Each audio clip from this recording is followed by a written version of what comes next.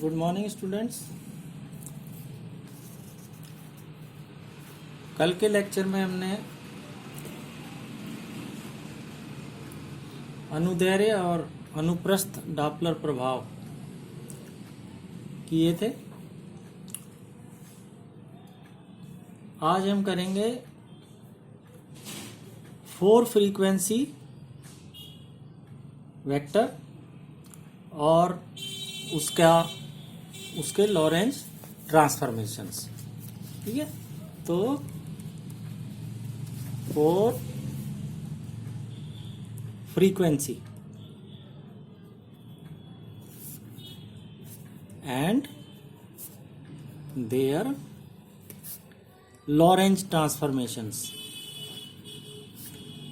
जैसे हमने 4 velocity, 4 momentum, इनके लिए लॉरेंज ट्रांसफॉर्मेशन इक्वेशंस निकाले थे, उसी तरह से पहले देखेंगे 4 फ्रीक्वेंसी होता क्या है, उसके कंपोनेंट्स कौन कौन से होते हैं 4, और फिर उसके जैसे कि एक 4 वेक्टर एक निश्चित जो फॉर्मूला है उससे ट्रांसफॉर्म होता है, यानी एस तंत्र में अगर उसके कंपोनेंट्स पता हों तो एस डैश तंत्र में उसके कंपोनेंट्स हम निकाल सकते हैं। अब जब हमने रिलेटिविस्टिक डॉपलर प्रभाव किया था तो उस समय हमने देखा था कि तरंग का जो कला कोण होता है, फेज एंगल जो होता है, वो सभी इनर्शियल फ्रेम्स में यानी जड़त्वीय निर्देश तंत्रों में निश्चल रहता है, इनवेरिएंट रहता है। या इसलिए हम क्या लिख सकते हैं, k dot R minus omega T is equal to निश्चल। ठीक है, तो ये कला कोण है किसी भी प्लेन वेव का, और ये हमेशा सभी जड़त्वीय निर्देश तंत्रों में एक निश्चल राशि होती है। इसको हम इस तरह भी लिख सकते हैं, k डॉट आर माइनस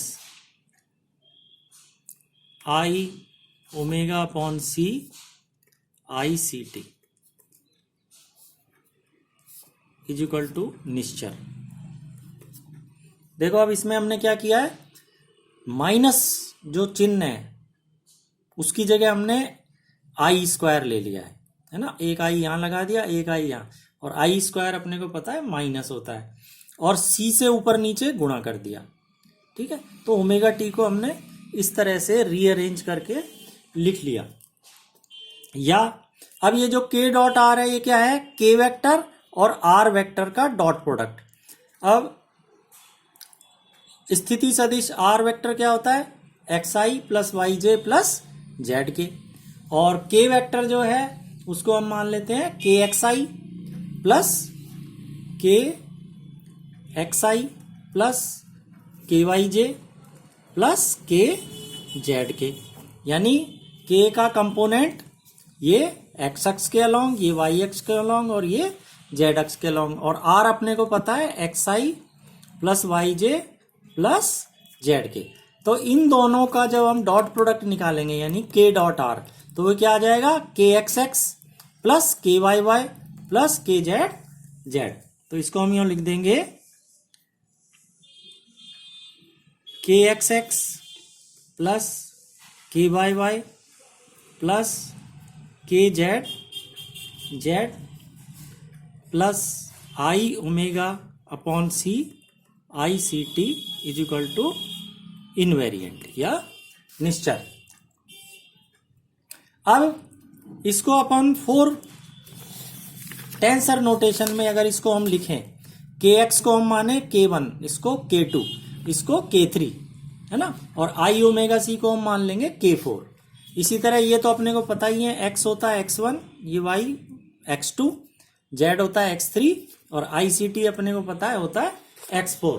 तो इसको हम कैसे लिख सकते हैं,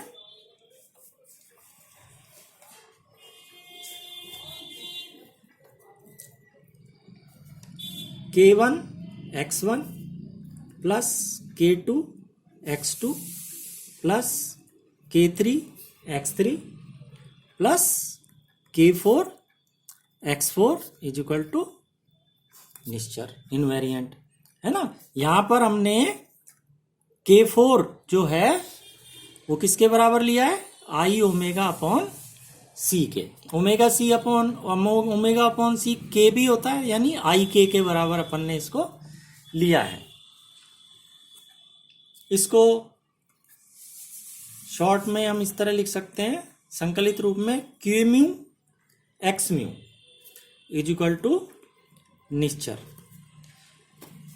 अब इसमें हमको पता है एक्स म्यू ये क्या है, ये 4 पोजीशन वेक्टर है ना। ये क्या है, 4 पोजीशन वेक्टर, चतुर्विम स्थिति सदिश। तो चतुर्विम स्थिति सदिश और ये जो राशि है के म्यू, इसका जो प्रोडक्ट है वो हमें एक निश्चर राशि देता है। इसका मतलब ये के म्यू जो है ये भी एक चतुर्विम सदिश ही होना चाहिए। और ये इस के म्यू को क्या कहा जाता है, चतुर्विम आवृत्ति, चतुर्विम आवृत्ति सदिश,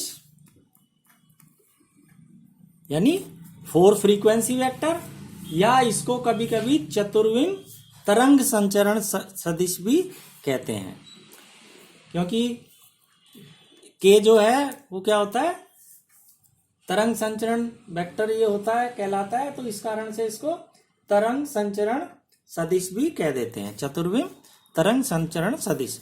और वैसे इसको बोलते हैं 4 फ्रीक्वेंसी वेक्टर। तो ये के म्यू जो है ये 4 फ्रीक्वेंसी वेक्टर है, और इसके 4 घटक क्या होते हैं, K1 K2 K3 और चौथा ये रहा आई ओमेगा अपॉन सी। या इसको ऐसे भी लिख सकते हैं, ये क्या है, KX KY KZ, है ना। तो ये इसको हम यूं भी लिख सकते हैं के वेक्टर, इनमें तीनों आ गए, KX KY KZ और आई ओमेगा अपॉन सी। तो ये जो है ये 4 फ्रीक्वेंसी वेक्टर के 4 घटक हैं, ठीक है। अब हम इसके देखेंगे इसके ट्रांसफॉर्मेशन, लॉरेंस ट्रांसफॉर्मेशन, यानी एस तंत्र में इसके घटक अगर पता है तो एस डैश तंत्र में इसके घटक क्या होंगे।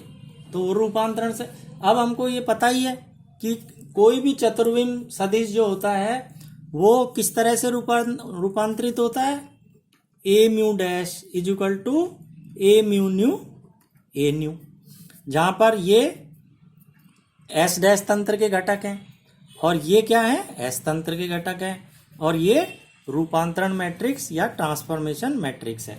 तो अब यहाँ पे ए म्यू डैश की जगह क्या आ जाएगा, के म्यू डैश, यानी 4 फ्रीक्वेंसी वेक्टर के एस डैश तंत्र में घटक is equal to A mu nu K new.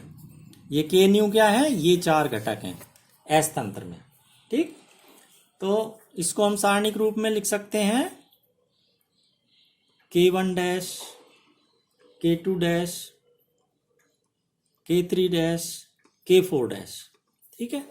और ये अपने को इम्यून पता ही है, हमेशा यही लिखते हैं अपन, गामा 0 0 आई बीटा गामा 0 1 0 0 0 0 1 0 और minus I beta gamma 0 0 gamma, ठीक है। ये आपको याद रखनी पड़ेगी इम्यूनो।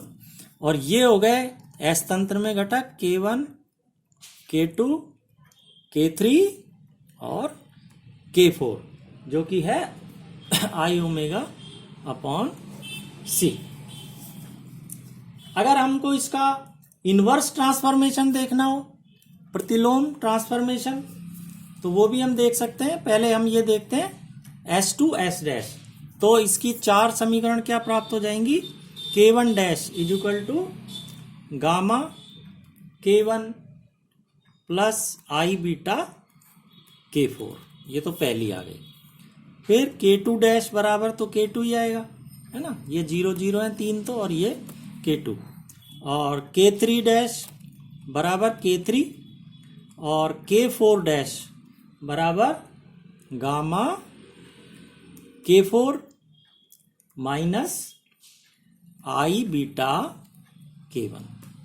ठीक है, तो ये जो है S से S डैश तंत्र में 4 फ्रीक्वेंसी वेक्टर के लॉरेंज रूपांतरण समीकरण है। प्रतिलोम रूपांतरण में क्या होता है कि V की जगह क्या आ जाता है, माइनस V आ जाता है, इनवर्स ट्रांसफॉर्मेशन, क्योंकि S डैश जो है वो S के सापेक्ष X दिशा में प्लस V वेग से गतिशील है। ठीक है, तो S डैश से देखने पर S जो है उसका वेग क्या होगा, माइनस V, यानी वो पीछे जाता हुआ प्रतीत होगा अगर S डैश से बैठ के देखेंगे तो। ठीक है ना, S से देखेंगे तो S डैश आगे जा रहा है प्लस V, और S डैश से S को देखेंगे तो क्या प्रेक्षित होगा, वो पीछे की ओर जा रहा है इसी वेग से, यानी वेग माइनस V हो जाएगा। तो बीटा क्या होता है, V बाई सी होता है। तो ये क्या हो जाएगा, बीटा अब हो जाएगा माइनस V बाई सी, यानी प्लस बीटा की जगह क्या आ जाएगा, माइनस बीटा। तो जहां पे प्लस है वहां पे माइनस चिन्ह आ जाएगा, जहां माइनस है वहां प्लस चिन्ह आ जाएगा। तो ये इनवर्स ट्रांसफॉर्मेशन हो जाएंगे, और ये जहां डैश लग रहे हैं ये डैश हट जाएंगे, है ना, और ये देखो ऐसे हो जाएगा, डैश हटा देंगे तो K1 is equal to gamma, यहां डैश लग जाएगा K1 डैश माइनस प्लस की जगह minus I beta K4 dash, K2 is equal to K2 dash, K3 is equal to K3 dash, और K4 is equal to gamma K4 dash, minus है तो ये plus हो जाएगा माइनस की जगह, और ये हो जाएगा plus I beta K1 dash. ठीक है ना, तो ये हो गए S डैश से S, यानी इनवर्स ट्रांसफॉर्मेशन, व्युत्क्रम रूपांतरण समीकरण। अब हम देखो इससे जो ये 4 फ्रीक्वेंसी ट्रांसफॉर्मेशंस हैं, इनकी सहायता से अब हम जो रिलेटिविस्टिक डॉपलर इफेक्ट है उसकी समीकरण, जो आपको पता है क्या है, कल निकल आई थी परसों, F is equal to F dash upon gamma 1 minus beta cos theta, ये डिराइव कर सकते हैं। ये इक्वेशन डिराइव की जा सकती है, एग्जाम में आती है कि derive relativistic Doppler effect equation using the components of 4 frequency vector. तो हम देखो ये कैसे डिराइव कर सकते हैं। देखो K1 जो है ये क्या होता है, X कंपोनेंट। ठीक है ना, K1 क्या होता है, X कंपोनेंट होता है। तो इसकी क्या वैल्यू होगी, ये देखो, ये तो X अक्ष है, ये X अक्ष है। ठीक है ना, तो ये S डैश तंत्र जिस डायरेक्शन में चल रहा है उसकी दिशा है, तंत्र की गति की दिशा है, और तरंग संचरण की दिशा क्या है, ये। तो S तंत्र में तो इन दोनों के बीच एंगल अपने को पता है क्या होता है, थीटा होता है। तरंग संचरण की दिशा ये है, ठीक, K वेक्टर की ये दिशा है। तो X घटक क्या होगा, KX cos थीटा। ठीक है, तो ये X घटक क्या हो जाएगा, K cos थीटा। ठीक है, K cos थीटा, और इसको हम लिख देंगे K1 is equal to K cos theta. K क्या होता है, omega upon C cos theta. ठीक है, तो ये तो S तंत्र के लिए हो गया। और S डैश तंत्र में ये एंगल जो है वो क्या होता है, थीटा डैश होता है। ये X डैश की दिशा तो यही है, और ये K डैश जो वेक्टर है उसकी दिशा है, यानी तरंग संचरण की दिशा है, वेव प्रोपेगेशन वेक्टर है। तो इसका जो कंपोनेंट X डैश के अलोंग होगा वो क्या होगा, Y के अलोंग। कि X के अलोंग तो क्या होगा, Y के अलोंग तो साइन वाला हो जाएगा, और एक्स डैश के अलोंग क्या हो जाएगा, उसको हम लिखेंगे k1 डैश, जो कि kx डैश, डैश लग जाएगा बस इसमें, तो ये होगा k dash cos theta dash. अब क्या है, k की जगह आ जाएगा k डैश और थीटा की जगह थीटा डैश, और k डैश अपने को पता है क्या होता है, ओमेगा डैश अपॉन सी कॉस थीटा डैश, ठीक है ना। ओमेगा तो क्या है, एस तंत्र में कोणीय आवर्ती, प्रेक्षित कोणीय आवर्ती जो कि आभासी आवर्ती है, और ओमेगा डैश क्या है, एस डैश तंत्र में जो वास्तविक जो आवृत्ति है वो है, अब वास्तविक कोणीय आवृत्ति वो है इसकी। तो ये हमने दोनों यहां से देख लिए कि k1 की क्या वैल्यू आती है और k1 डैश की क्या वैल्यू आती है। अब हम फोर्थ कंपोनेंट की जो इक्वेशन थी ये इक्वेशन ये यूज करेंगे, k4 dash is equal to gamma k4 minus I beta k1। तो देखो ये हमने अभी निकाल ली थी, k4 dash is equal to gamma k4 minus I beta k1, ठीक है। अब हम k4 डैश की वैल्यू रख देंगे, वो है I omega dash by C is equal to gamma, k4 होता है आई ओमेगा अपॉन सी, है ना, 4 फ्रीक्वेंसी वेक्टर का चौथा घटक, और ये हो गया आई बीटा k1 ये निकाला है देखो अपन ने, ओमेगा सी कॉस थीटा, तो ये आ गया ओमेगा अपॉन सी कॉस थीटा, तो ये इक्वेशन आ गई।